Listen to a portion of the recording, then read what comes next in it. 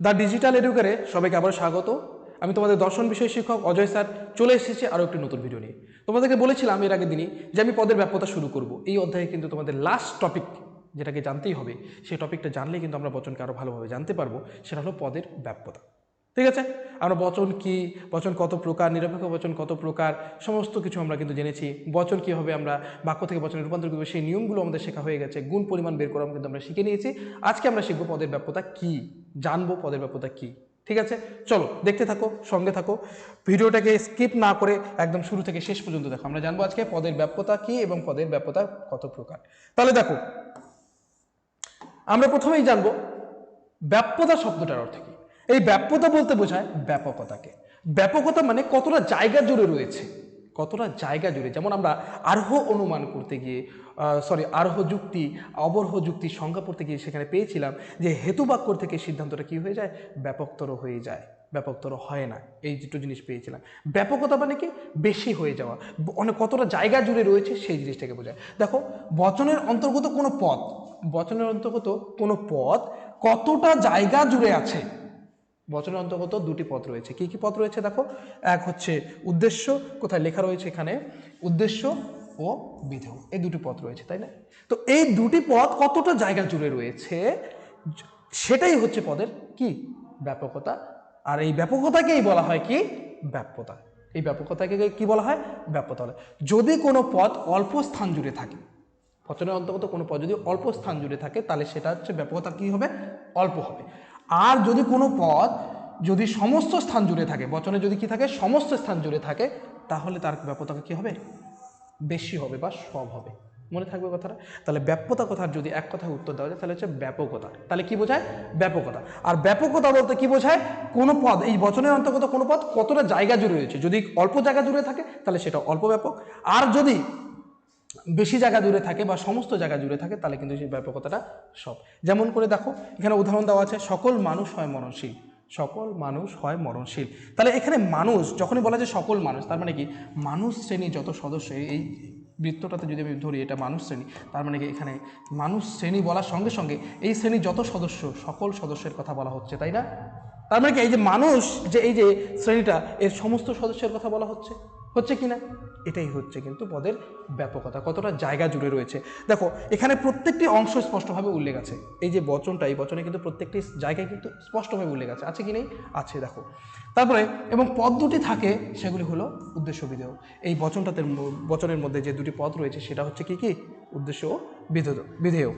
ব্যাপ্য বা ব্যাপকতা শুধুমাত্র উদ্দেশ্য বিধেয় পদেরই নির্ণয় করা যায়। আমরা যে এই যে পদের ব্যাপ্যতা যে নির্ণয় করব, সেই পদের ব্যাপ্যতা নির্ণয় করব কিন্তু শুধুমাত্র উদ্দেশ্য ও বিধেয় পদের, কারণ বচনের অন্তর্গত এই দুটিকেই কিন্তু আমরা পদ বলি, সংযোজককে কিন্তু কখনো পদ বলি না। ঠিক আছে, তাহলে আমরা এই উদ্দেশ্য বিধেয় পদের কি করি, ব্যাপ্যতা নির্ণয় করি। তাহলে দেখো, ব্যাপ্যতা তাহলে সংজ্ঞায় আমি কি বলবো, কোনো বচনে কোনো পদের ব্যাপকতাকেই বলা হয় ব্যাপ্যতা। সেটা আমরা কিছুক্ষণ আগেই জানলাম। তাহলে কোনো বচনের কোনো পদের যে ব্যাপকতা, সে কতটা জায়গা জুড়ে রয়েছে, সেটাই হচ্ছে পদের ব্যাপ্যতা, সেটাই হলো কি, ব্যাপ্যতা। মনে থাকবে কথাটা। তাহলে যদি কারো কোনো অসুবিধা থাকে পদের ব্যাপ্যতা বুঝতে, তাহলে কিন্তু তোমরা কি করবে, কমেন্ট করে জানাবে। আমি অবশ্যই রিভিশন ক্লাসে তোমাদের এই জিনিসগুলো আরও ক্লিয়ার করে দেবো। ঠিক আছে, দেখো, তাহলে এখানে আমরা জানলাম মানুষ পদটা কি সব দিক থেকে কিন্তু আমাদের ব্যাপক, একদম সম্পূর্ণভাবে ব্যাপক। তাই এর ব্যাপকতা কিন্তু অনেক বেশি এই বচনের ক্ষেত্রে। মনে থাকবে কথাটা, কারণ মানুষ পদটা কি রয়েছে, উদ্দেশ্যের জায়গায় রয়েছে। তারপরে দেখো, এবারে আমরা জানবো কি, ব্যাপ্যতার শ্রেণী বিভাগ বা প্রকারভেদ। এই ব্যাপ্যতাকে, এই যে ব্যাপকতা, এই যে জায়গা জুড়ে রয়েছে, এই ব্যাপকতাকে বা এই ব্যাপ্যতাকে কিন্তু দুটি ভাগে ভাগ করা যায়। কয়টি ভাগে ভাগ করা যায়, ব্যাপ্য অব্যাপ্য হিসেবে দুটি ভাগে ভাগ করা যায়। কয়টি ভাগে ভাগ করা যায়, দুটি ভাগে ভাগ করা যায়। তাহলে ব্যাপক কি সেটা আমরা জেনে নিই। তাহলে ব্যাপক কি, দেখো, এটা একটি হবে, একটি বচনে কোনো পদ যখন তার সম্পূর্ণ ব্যক্তার্থকে বা বাচ্যার্থকে বোঝায়।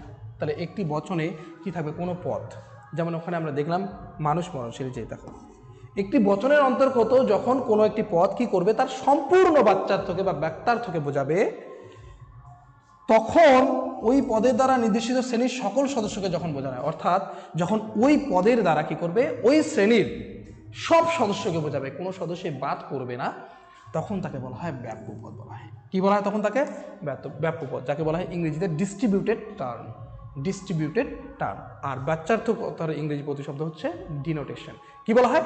ডিনোটেশন। ঠিক আছে, এখানে আই এম কপি একটা সুন্দর কথা বলেছেন যে আ প্রপোজিশন ডিস্ট্রিবিউটস আ টার্ম, একটা বচন একটি পদকে ব্যাপ্য করে if it refers to all members, যদি এটা কি করে রেফার করে নির্দেশ করে সমস্ত সদস্যকে অফ দ্য ক্লাস, সেই শ্রেণীর ডেজিগনেটেড বাই দ্য টার্ম, ওই পদটা যারা যে শ্রেণীর কথা বলা হয়েছে সেই শ্রেণীর যদি সমস্ত সদস্যকে নির্দেশ করে তাহলে সেই বচনের সেই পদটা কি ব্যাপ্য। এটা বলেছেন কপি ইন্ট্রোডাকশন টু লজিক গ্রন্থে, মনে থাকবে কথাটা। তাহলে আমরা ব্যাপ্য বলতে কি বোঝাবো? যখন কোনো বচনের অন্তর্গত কোনো পদ তার সম্পূর্ণ অর্থটাকে বোঝাবে, সেই জাতি বা শ্রেণীর অন্তর্গত সকল সদস্যকে বোঝাবে, তখনই কিন্তু সেই পদটাকে বলবো আমরা কি ব্যাপ্য পদ। ঠিক আছে, উদাহরণ দিয়ে আমরা দেখে নিই। দেখো উদাহরণ, সকল মানুষ হয় মননশীল। কিছুক্ষণ আগেই আমরা দেখলাম যে এখানে মানুষ একটা পদ, মননশীল একটা পদ। তার আমরা মানুষ পদটা দেখেছি যে মানুষ, যদি আমরা দুটো বৃত্ত করি, সেই বৃত্ত হিসেবে যদি দেখি, একটা হচ্ছে মানুষের বৃত্ত, এটা মানুষের বৃত্ত। তো এখানে যখন বচনটাতে বলা যায় সকল মানুষ, তার মানে কি এই মানুষ শ্রেণীর কিন্তু সকল সদস্যের কথা বলা হয়েছে, বলা হয়নি? তারপরে এই যে মানুষ যে পদটা, এ কি করছে? এই পদটা তার সমস্ত ব্যক্তার্থকে, সমস্ত বাচ্চার্থকে নির্দেশ করছে। এই মানুষ জাতির সকল সদস্যের কথা বলা হয়েছে, সেই জন্য কিন্তু এই পদটা কি ব্যাপ্য পদ। এই পদটা কি? এই পদটা কিন্তু ব্যাপ্য হয়ে যাচ্ছে। এই পদটা কি হয়ে যাচ্ছে? ব্যাপ্য হয়ে যাচ্ছে। মনে থাকবে কথাটা? তাহলে দেখো, এই বচনটিতে মানুষ হলো উদ্দেশ্য পদ, এই বচনটিতে মানুষটা কি উদ্দেশ্য পদ, আর বিধেয় হচ্ছে মননশীল। এখানে মানুষ পত্রের সমগ্র ব্যক্তার্থকে গ্রহণ করা হয়েছে। এই যে মানুষ পত্র রয়েছে, সমগ্র ব্যক্তার্থকে কিন্তু গ্রহণ করা হয়েছে। অর্থাৎ বচনটির উদ্দেশ্যপদ দ্বারা মানুষ শ্রেণীর অন্তর্গত সকল মানুষকে বোঝানো হয়েছে। যে কথাগুলো আমি বললাম সেগুলোই কিন্তু সুন্দরভাবে লেখা আছে এখানে। মানুষ কথাটার দ্বারা কি হচ্ছে? মানুষ শ্রেণীর সমস্ত সদস্যকে, সকল মানুষকে বোঝানো হয়েছে। তাই এখানে মানুষ পদটি হলো ব্যাপ্য পদ। তার জন্যই কিন্তু এখানে মানুষ পদটি কি পদ? ব্যাপ্য পদ। মনে থাকবে তোমাদের কথাটা? ঠিক আছে, তাহলে এবার বলতে পারো যে স্যার মননশীল পদটা তাহলে কি হবে? দেখো একটা জিনিস, এই যে মননশীল পদটা যখন আমি এই বৃত্তে নিচ্ছি, এই মননশীল পদটা কি সমস্ত মননশীল জাতির সমস্ত সদস্যকে বোঝাচ্ছে? শুধু কি মানুষ মননশীল? এখানে কিন্তু শুধু মানুষের কথা বলা হয়েছে। কার কথা বলা হয়েছে? মানুষের কথা। তাহলে মানুষ কি শুধু মননশীল? এখানে মননশীলের মধ্যে কিন্তু আরও অন্যান্য প্রাণী, অন্যান্য পশু পাখিরা, অন্যান্য জীবরাও রয়েছে। অন্যান্য জীব প্রাণী সমস্ত কিছু কিন্তু এই মননশীলের মধ্যে রয়েছে, কিন্তু শুধু একটা অংশের কথা বলা হয়েছে এখানে, মানুষ, তাই না? অন্যান্য প্রাণীগুলো মরণশীল নয়, কিন্তু এই বচনে কিন্তু মানুষের কথা বলা হয়েছে শুধু। তাহলে মরণশীল শ্রেণীর কি সমস্ত সদস্যের কথা বলা হয়েছে? না। তাহলে কি বলা হচ্ছে? ব্যাপ্যতা কাকে বলে? এই যে ব্যাপ্য কাকে বলে? ব্যাপ্য হচ্ছে যখন বচনে অন্তর্গত কোনো পদ যখন কিন্তু সম্পূর্ণ ব্যক্তার্থকে প্রয়োগ করবে। এখানে মানুষ পদটা কি করে? সম্পূর্ণ ব্যক্তার্থকে কিন্তু সে কি করতো, কি বলছে, সম্পূর্ণ ব্যক্তার্থকে বোঝালো, কিন্তু মরণশীল পদটা কিন্তু সম্পূর্ণ ব্যক্তার্থকে প্রকাশ করলো না। তাহলে এটাকে কি ব্যাপ্য বলা যাবে? না। এই পদটা কি হয়ে যাবে তখন? অব্যাপ্য বলতে হবে। কি বলতে হবে? অব্যাপ্য। তাহলে এই পদটা ব্যাপ্য, ওই পদটা অব্যাপ্য। তাহলে ব্যাপ্য বলতে আমরা বুঝিয়ে নিলাম যে যখন একটা কোনো বচনের অন্তর্গত সমস্ত পদ কি করবে? ব্যক্তার্থকে বোঝাবে, তখন ব্যাপ্য। এবার চলে যাই অব্যাপ্য। আরেকটা ভাগ রয়েছে কি? অব্যাপ্য। আমরা বুঝে নিলাম ব্যাপ্য, এবারে বুঝবো আমরা অব্যাপ্য। চলো দেখো কি বলেছে।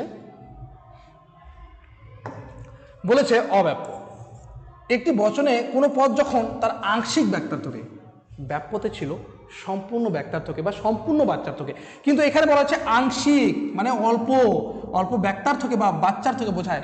অর্থাৎ ওই পদের দ্বারা নির্দেশিত শ্রেণীর সকল সদস্যকে না বুঝিয়ে কিছু সদস্যকে বোঝানো হয়।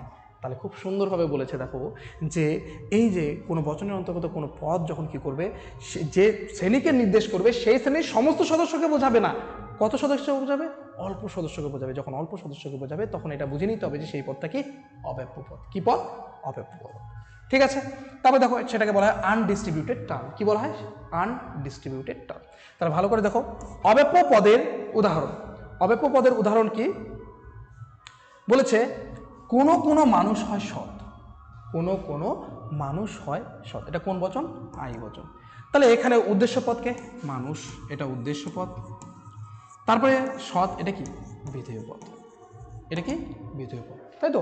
এবার ভালো করে বুঝবে, দেখো আমরা যখন এই বছরে করলাম সকল মানুষের মানুষ, সেখানে মানুষ পদটা তার সমস্ত বাচ্চার থেকে বোঝাচ্ছে, সমস্ত ব্যক্তার থেকে বুঝিয়েছে, কিন্তু এখানে সেই মানুষ পদটাই রয়েছে, এখানে সেই মানুষেরই কথা বলা হয়েছে। কিন্তু একটা জিনিস দেখবে, কতজন মানুষের কথা বলা হয়েছে?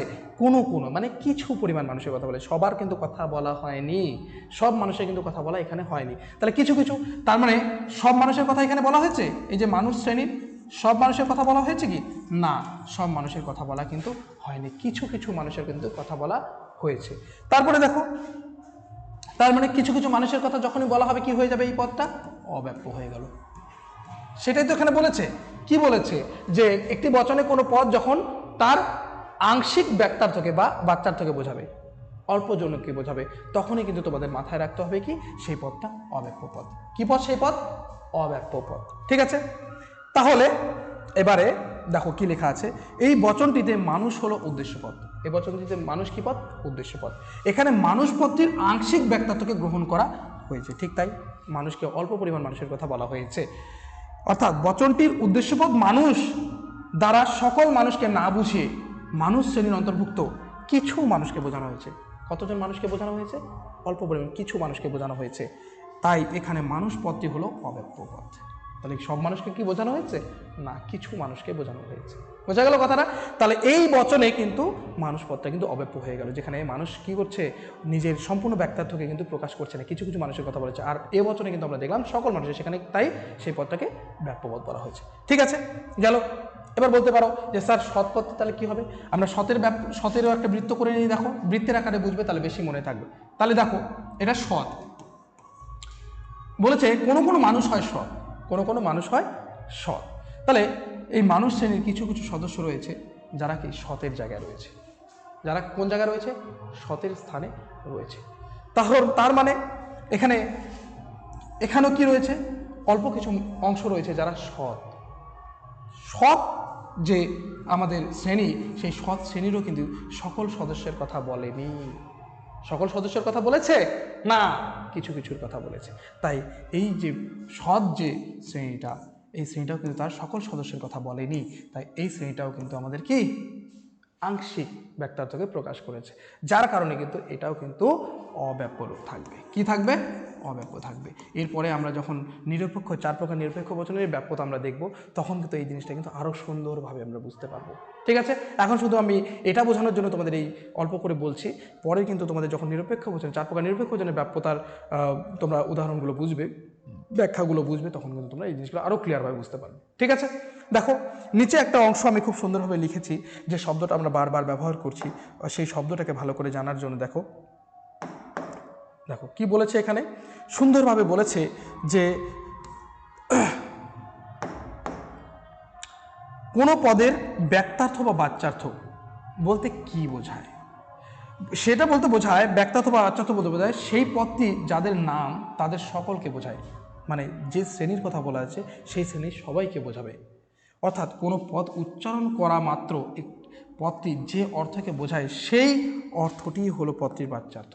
তার মানে একটি পদ যখন মানুষ পদটা উচ্চারণ করছে, এই মানুষ পদটা উচ্চারণ করার সঙ্গে সঙ্গে সর্বকালের সব মানুষকে বোঝায়, অতীত বর্তমান ভবিষ্যৎ সর্বকালের সব মানুষকেই বোঝাচ্ছে।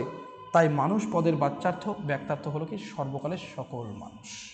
বোঝা গেল কথাটা? এটাই কিন্তু ব্যক্তার্থ বা বাচ্যার্থ বলতে বোঝানো হয়। তাহলে তোমাদের এটাও জানা হয়ে গেল। তাহলে আমরা জানলাম এই ভিডিওতে কি কি জানলাম?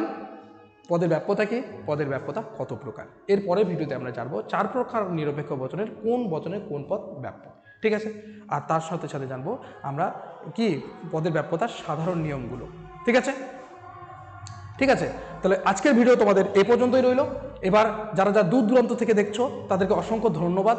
তোমরা দেখতে থাকো এভাবে ফিলোসফি দর্শন বিষয়, ফিলোসফি বা দর্শন বিষয়ে তোমরা 100 পেতে চলেছো, এবং তোমরা এরপরে রিভিশন ক্লাস পেতে চলেছো। ভিডিওগুলো কেমন লাগছে, তোমাদের ক্লাসগুলো কেমন সুবিধে লাগছে সেগুলো জানাও, আর অবশ্যই অসুবিধাগুলো কমেন্ট করে তোমরা জানাবে। ঠিক আছে, লাইক শেয়ার কমেন্ট করতে ভুলবে না। যারা যারা এডুকার একাডেমির কাছাকাছি রয়েছো তারা অবশ্যই অফলাইনে ভর্তি হয়ে যাও। এখানে ডিজিটাল প্ল্যাটফর্মে তোমরা নিজেদেরকে সঠিকভাবে প্রস্তুত করতে পারবে। এখানে মক টেস্ট দিতে পারবে, মান্থলি টেস্ট দিতে পারবে, অ্যানুয়াল টেস্ট দিতে পারবে, এবং বছরের শেষে কিন্তু তোমরা সাজেশন পেতে চলেছো। তাহলে এত কিছু তোমরা এখানে পেতে চলেছো মাত্র অল্প কিছু অর্থের বিনিময়ে। তোমরা মান্থলি কিছু ন্যূনতম ফিসের বিনিময়ে কিন্তু তোমরা এই সমস্ত কিছু সুবিধা পেতে চলেছো। ঠিক আছে, তাহলে দেখা হচ্ছে আরও একটি ভিডিওতে, ততক্ষণ পর্যন্ত ভালো থাকবে। Thank you.